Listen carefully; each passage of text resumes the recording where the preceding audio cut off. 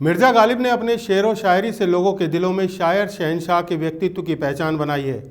गालिब ने भारती के 6600 और उर्दू के 1100 वाले दीवान पूरे किए थे। उनका संग्रह दीवान कहलाता है। दीवान का सीधा सा अर्थ शेरों का संग्रह होता है। मिर्जा गालिब कहते हैं, गालिब का है अंदाज़ बयां, और ये शेर आगरा में जन्मी मिर्जा असद उल्ला खां उर्फ मिर्जा गालिब का है। 27 दिसंबर 1796 को जन्मे गालिब उर्दू एवं फारसी भाषा के महान सहायक थे। उन्होंने उर्दू भाषा का सर्वकालीन महान शायर माना जाता है। गालिब को भारत और पाकिस्तान में एक महत्वपूर्ण हृदय कवि के रूप में जाना जाता है। उन्हें अंदर दवीर उल मुल्क और नज़्म उद दौला का खिताब से भी नवाजा जा चुका है। देखिए, मिर्ज़ा गालिब का जहाँ तक सवाल है, एक बहुत बड़ी दौलत है, हमारे देश की धरोहर है और सही मानों में तो बेजोड़ व्यक्तित्व है और उस टाइप का लेखन किसी और को शायद ही नसीब हुआ हो जिसमें दिव्यता भरी हुई थी और एक बहुत अलग हटके था जिसने अदाओं अंदाज मैं मीना से हटा के शायरी को अध्यात्मवाद से जोड़ दिया। वास्तव में अध्यात्मवाद का भी जो उन पे प्रभाव पड़ा वो आगरे से ही पड़ा। उनके घर के पास में गुलाब खाना था जो आज भी गुलाब खाना कहलाता है। वहाँ फ़ारसी के बड़े बड़े विद्वान आते थे, उनकी सोहबत उन्हें मिली और अब्दुल समद से उन्होंने शुरुआती तालीम भी ली। आगरा में उनका जन्म भी हुआ, उनका निकाह भी हुआ, उनकी शायरी का आगाज़ भी हुआ और उनकी शुरुआती तालीम भी हुई। और आगरा से जाने के बाद भी इतने दोस्त उनके आगरा के थे कि उनकी खैरियत वो पूछते थे और शहर का हाल भी मालूम करते रहते थे। तो इस तरह से आगरा से गालिब को किसी भी तरह से अलग नहीं किया जा सकता। भले ही दिल्ली वाले कहते हों कि हमारे यहाँ उन्होंने बहुत बड़ा जीवन का हिस्सा काटा है, लेकिन देखा जाए तो दिल्ली वालों ने तो उन्हें कर्जदार ही रखा। अगर किसी जायदाद के ऊपर उनका मालिकाना हक बनता है तो आगरे में ही एक टुकड़ा है जो कि उनके हिस्से में आता है। और दिल्ली के लिए तो उन्होंने लिख दिया था कि दिल्ली में होनी थी हमारी ख्वारी हाय हाय, या कर्ज़ की पीते थे या बस की लेता हूँ हर महीने कर्ज़ और रहती है सूद की तकरार, ये दिल्ली में था।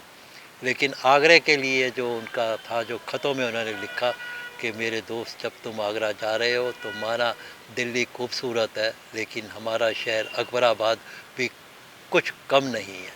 आगरा के पुराने शहर के बीच पीपल मंडी में शायर सम्राट मिर्जा गालिब का जन्म हुआ था।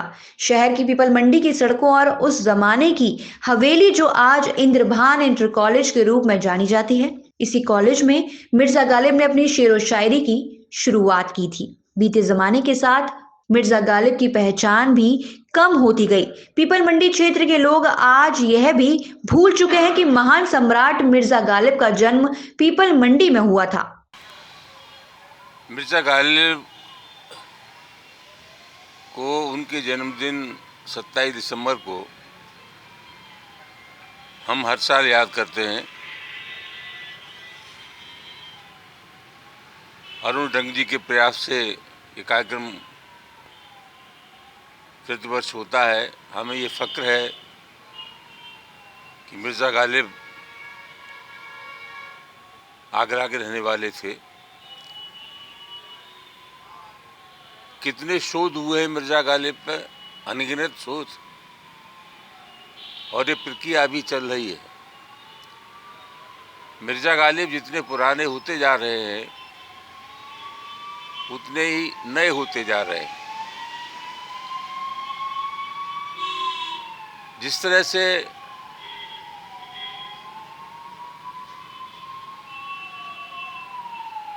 बगैर रामायण और महाभारत को जाने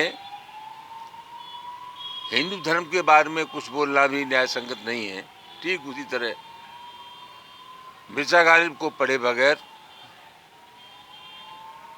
बज़्म अदम को भी नहीं समझा जा सकता। वो देश और दुनिया के बहुत बड़े शायर थे। आज भी जिन लोगों का उर्दू अदब से रिश्ता है उनके पसंदीदा शायर मिर्ज़ा गालिब ही हैं। उनकी स्मृति को सलाम।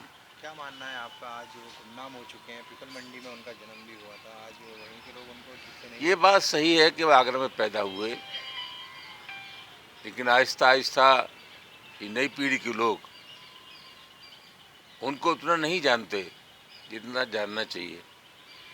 हम लोगों की कोशिश रहती है हर बार उनके जन्मदिन के मौके पर उनको याद करें। भाई सुधीर नारायण उनको हर बार गाते हैं, और इस बार हम लोगों ने ये फैसला किया है कि मिर्ज़ा गालिब की स्मृति को स्थायी बनाने के लिए कुछ प्रयास हम लोगों को करना चाहिए। कल अम्बेडकर विश्वविद्यालय के कुलपति जी भी कार्यक्रम में मौजूद थे, और उन्होंने भी भरोसा दिलाया है कि मिर्ज़ा गालिब से संबंधित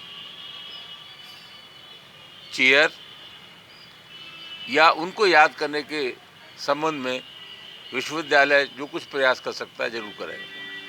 महान व्यक्तित्व के धनी मिर्जा गालिब से जुड़ी वस्तुएं व उनकी हवेली को संरक्षण करने की जरूरत है।